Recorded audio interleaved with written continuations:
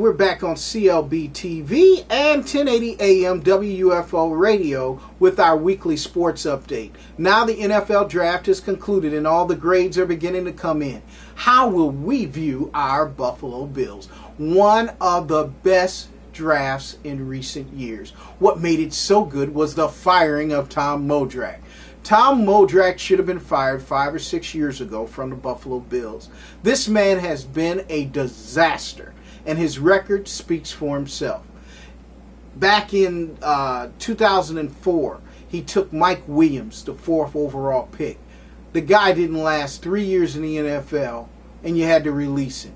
You took John McCargo, another bust. J.P. Lossman, a bust. Aaron Maben, a bust. He took Roscoe Parrish in front of Justin Tuck.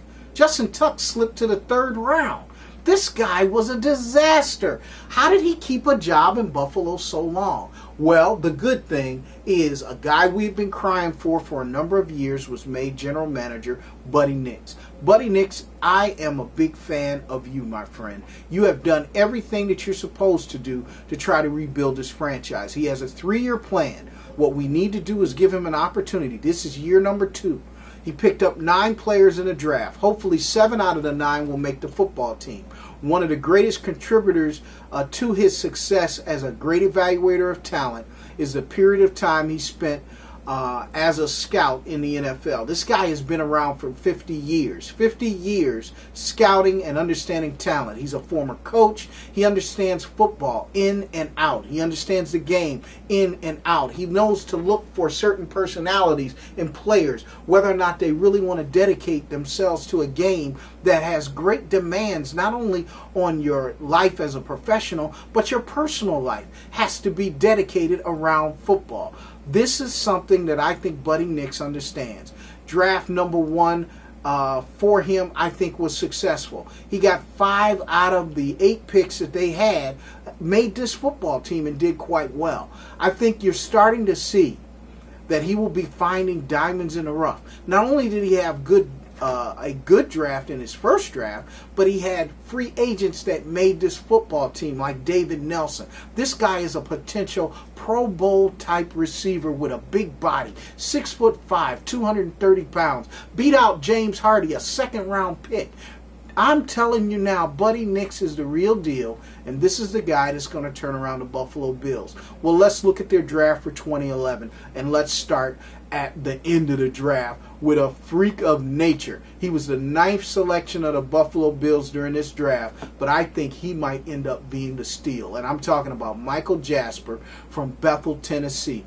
This guy is 6'4.5", 378 pounds, with a 34-inch vertical leap, can dunk a basketball. He is a freak of nature.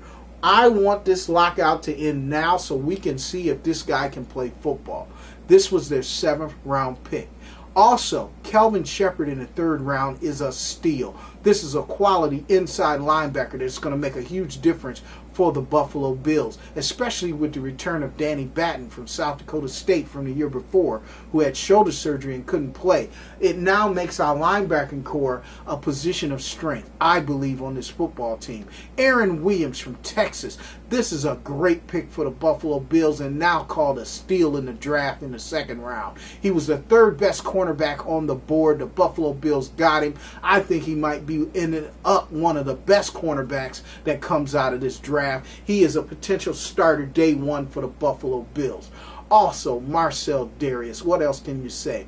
Best defensive lineman in the draft. He fell to the Buffalo Bills. A lot of the mock drafts had us picking Von Miller or Robert Quinn, but the Buffalo Bills ended up getting the best defensive lineman in the draft. I'm telling you, for the first time in a long time, I'm optimistic on the Buffalo Bills' chances. And I think by next year, Buddy Nix will have everything in place to make this franchise back to being one of the perennial powers in the AFC and dislodge the New England Patriots and the wannabe New York Jets. It is coming to the end because the big buff is coming back. We'll be talking more about that as the weeks to come. Hopefully this lockout will be done soon, and we'll be talking to the Senator George Wilson and other Buffalo Bills about what is going to be done and what are their thoughts about the Buffalo Bills' future. That's all for the Mighty OB'a here on CL clbTV. We'll see you next week with our weekly sports update.